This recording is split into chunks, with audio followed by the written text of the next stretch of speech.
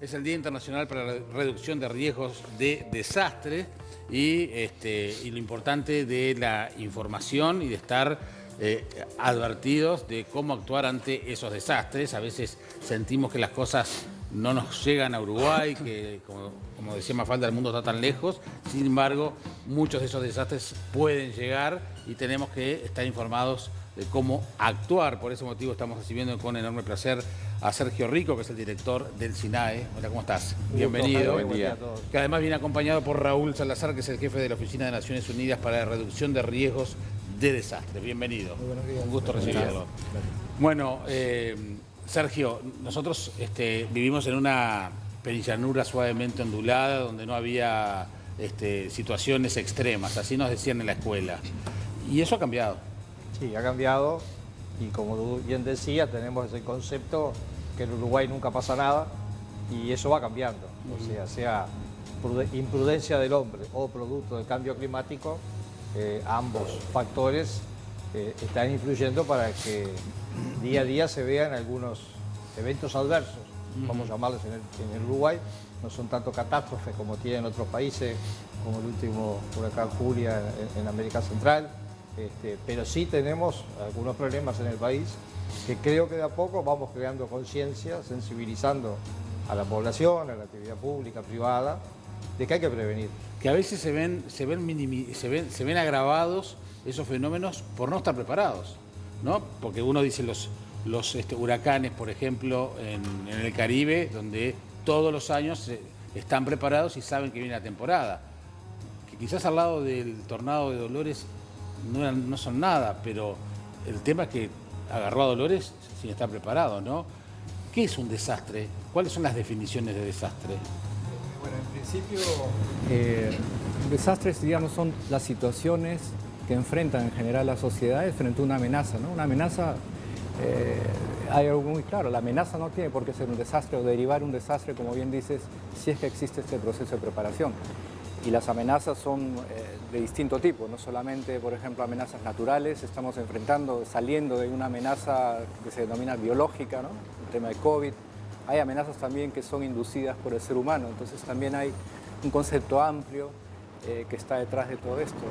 Las sociedades pueden evitar que estos contextos lleven a estos desastres, estas pérdidas de vidas, estas pérdidas económicas que vemos tan recurrentemente en la región. Y como bien mencionas, en el Caribe, por ejemplo, es un caso clarísimo, ¿no? En donde la amenaza, en este caso climática por los huracanes, se ve intensificada, como bien decía Sergio, por efecto de la crisis climática.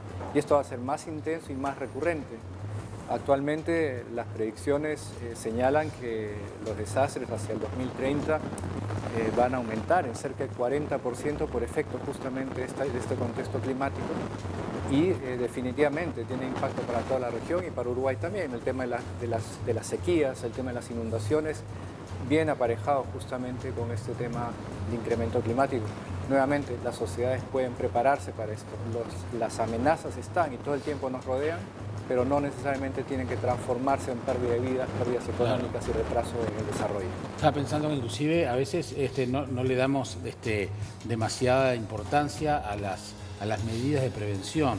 Y pongo dos ejemplos cotidianos. Muchas veces cuando viajamos en avión no le damos bolilla a las advertencias que nos hacen las azafatas. Cada vez que... Pero se presta para eso, bueno, Jaime. Está bien, pero Parece, hasta que aparezca un problema y no sabes cómo actuar. Sí, lo mismo los simulacros muchas veces en los cruceros, también, una cosa que decís. Se agarra medio para la joroba. Estoy perdiendo tiempo y bueno, ¿no? Entonces a veces no le damos bolilla a esos elementos. Estoy pensando inclusive en los simulacros que a veces ha hecho el SINAE de algún problema, no sé, en el centro, ¿no? Con alguna movilización de heridos, ambulancias, etcétera, y lo vemos como una situación rara, novedosa, la tomamos para la chacota. En definitiva nos están diciendo cómo actuar ante esas situaciones.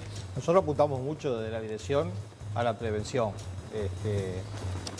Hoy se termina y esta tarde van a exponer todos los coordinadores departamentales de emergencia, todos los ECOED en presidencia, han actualizado todos los protocolos departamentales de emergencia. Antes se tenía el concepto, ¿qué hacemos para responder? Claro. Hoy ya estamos en el concepto, ¿qué hacemos para tratar de que no ocurra una emergencia y no haya que responder. Es difícil a veces porque hay riesgos que son construidos por el propio hombre. Entonces, hay veces que sabemos que un río va a crecer y tenemos viviendas en esas riberas. está bien, Bueno, eso. hay que prever alertas tempranas Yo me acuerdo para que tratar siempre- a esas personas de sacarlas y no se Yo me mojen. acuerdo que el intendente Vidalín siempre se quejaba de que la gente que vivía cerca del río G no quería irse de allí. Porque Hay muchos consideraban departamentos ese que era han Menciono eso reducido porque mucho. siempre, Claro. No, siempre pero Vidalín hay. lo mencionaba. Sí, por supuesto que hay. Se ha reducido mucho la cantidad de habitantes que viven en zonas de posible Inundables, inundación. sí. Yo creo que en los últimos 5, 8 años ya creo que se ha reducido casi el 50%, pero igual hay población aún en riesgo, vulnerable. No, y además inclusive los controles también. Digo, estoy pensando, uno entra a un lugar y debería mirar las salidas de emergencia. Para Nadie saber. mira. ¿Quién Bueno, mira, pero ahí Jaime? está el tema. No, pero nadie no. Yo me parece que es importante saberlo. Digo, ser conscientes de que esas cosas suceden, ¿no? Y tiene que haber una buena señalización y también controles para que esa señalización sea efectiva. Y tiene que haberlas también, ¿no? Porque muchas veces Bueno, no están, bueno. las salidas de emergencia a veces no están operativas, la señalética no es la correspondiente y en el caso de haber una emergencia no sabe ni por dónde salir. Y Como es algo- enfocamos mucho a la prevención. Prevención también, por ejemplo, ahora tenemos en un momento de déficit hídrico muy importante. Tuvimos la mala experiencia del incendio de 31 de diciembre y 1 de enero del año pasado, este año. Bueno, ahora estamos tratando, ya hemos actualizado los protocolos de actuación en el espacio aéreo, una cosa que vamos a tener para fin de año. Que capaz que si se hubiera tenido, su vida quizás se podría haber minimizado. Capaz que sí. Vamos a tener toda la aviación agrícola en condiciones de apoyar, en vez de fumigar, tirar agua. Pero para eso hay que, el piloto tiene que estar entrenado, la nave tiene que estar registrada y entrar en las frecuencias del espacio aéreo que debe de coordinar la Fuerza Aérea con la Armada Nacional. Obviamente que yo siempre digo, ¿no? Y es que es una realidad, el riesgo cero no existe en ningún ámbito de la vida y lo importante siempre es tratar de minimizarlos para que, bueno, el efecto no deseado sea lo menor posible. Justamente usted hablaba ahora del tema previendo lo que pasó con el incendio del año pasado. Y eso, más allá de los protocolos que se elaboran, tiene que ir de la mano de recursos, tanto humanos como materiales y recursos humanos capacitados. ¿Cómo estamos en ese sentido? Los recursos son finitos, no tenemos infinidad de recursos. Apuntamos a la capacitación y a coordinar bien los recursos que tenemos.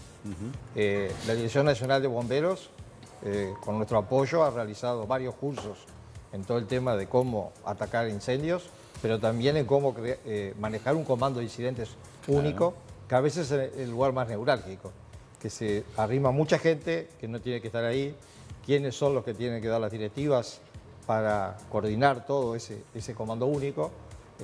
Hemos trabajado con todo el Estado en la capacitación del Comando Único de Respuesta. Hemos tenido el apoyo de la Embajada de Estados Unidos, de USAID, OFDA, que ha venido con instructores con experiencia de otros países, ha venido consultores de Chile. O sea, apuntamos a la capacitación, que creo que es como la educación, es lo más importante que tenemos y hay que aprovecharlo. Salazar, ¿y cómo manejar, conciliar esto que estamos hablando, que es muy importante, con intereses que muchas veces pasan por lo comercial o lo productivo? Estoy pensando con la quema a veces de campos para lograr mejores tierras. Sabemos que en Argentina inclusive... Está pasando el ahora, humo- justamente en este momento. El humo nos tapa a nosotros, se les va de las manos esa quema que pretendía ser quema del controlada, en Brasil también. Entonces termina transformándose en un desastre, algo que pretendía tener una intención productiva de mejora de un negocio. Sí.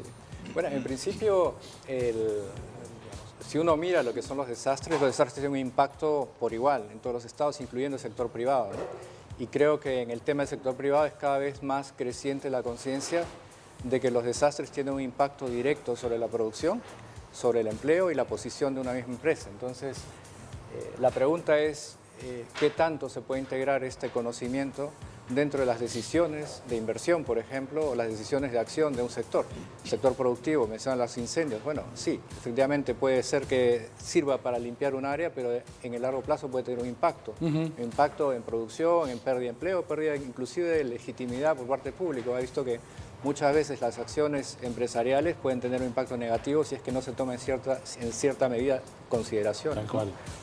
Uno de los temas que es importante señalar, y lo mencionaban al inicio en esta discusión de por qué si las señales están por todos lados no se toma acción, ¿no?